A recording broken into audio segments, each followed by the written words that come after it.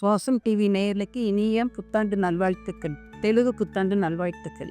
தெலுங்கு வருஷம் பிரம்மா பிரபஞ்சத்தை படைக்கிற அந்த நாள். அது ஃபஸ்ட்டு நேரம், அதுக்கப்புறம் நாள், மாதம், வருஷம், இப்படி வரிசையாக அவர் கணிக்கிற நாள் தான் நம்ம அதை தெலுங்கு நியூ இயர்னு சொல்கிறோம். வருஷத்தோட முதல் நாள் அது. அமாவாசைக்கு அடுத்த நாள் வருது. அப்போ அதனுடைய முக்கியமான ஒரு இது என்னதுன்னா தெலுங்கு யுகாதி பச்சடின்னு சொல்கிறாரு. அதுதான் அந்த தெலுங்கு புத்தாண்டோடைய ஸ்பெஷாலிட்டி. அது அறுசுவை கொண்டது.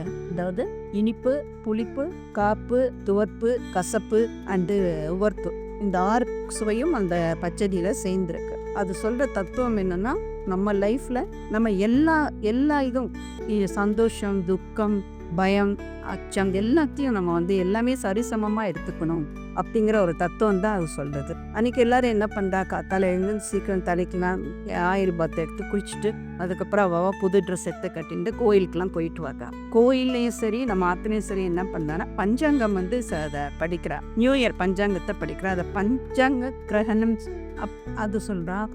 ஸோ அன்றைக்கி நம்ம ரொம்ப சந்தோஷமாக அந்த புது வருஷங்கிறது புது நாள், தொடக்கம், புதிய தொடக்கம், வளர்ச்சி, மகிழ்ச்சி எல்லாம் கொடுக்குற அந்த நாளை நம்ம எல்லாருமே நல்லபடியாக சில யுகாதி, அதாவது யுகாதி எங்கே கொண்டாடுறான்னா கர்நாடகா, ஆந்திரா, தெலுங்கானா இந்த 3 ஸ்டேட்லேயும் நல்லாவே கொண்டாடுறான். தமிழ்நாட்டிலையும் நம்ம சில பேர், நிறைய பேர் தெலுங்கு பீப்புள் அதை செலிப்ரேட் பண்ணுறாங்க. ஸோ எல்லாரும் கொண்டாடுற அந்த நாள் நம்மளும் சந்தோஷமாக எல்லாம் என்ஜாய் பண்ணிட்டு நல்லபடியாக கடவுளுடைய கருணையில நல்லா ஒன்ஸ் அகெயின் ஹாப்பி யுகாதி நம் வாழ்த்துக்கள். யுகாதி நாளில் நம்ம நிறைய பேர் கோவிலுக்கு போவோம், ஃப்ரெண்ட்ஸை பார்க்க போவோம், ஃப்ரெண்ட்ஸ் வீடுங்களுக்கெல்லாம் போவோம். அதை விட எல்லாத்துக்கும் முக்கியமானது அந்த கோயில் போகும்போது நம்ம தியானம்னு கட்டாயம் தியானத்தை நம்ம ஃபாலோ பண்ண நம்ம கோயிலில். நாட் ஓன்லி கோயில், நம்ம ஃப்ரெண்ட்ஸ் வீடு, நம்ம ஃப்ரெண்ட்ஸுங்களை பார்க்கும்போது பேசும்போதெல்லாம் தியானம் பற்றியே நம்ம நினச்சிட்டு இருந்தோம்னா, தியானம் பண்ணவும் செஞ்சோம்னா அதனுடைய பெனிஃபிட்ஸே தனியாக தான் இருக்குது. அதுவும் குரூப் தியானம் ரொம்ப பவர்ஃபுல் அண்ட் எனர்ஜெட்டிக்காக இருக்குது. ஸோ எல்லாருமே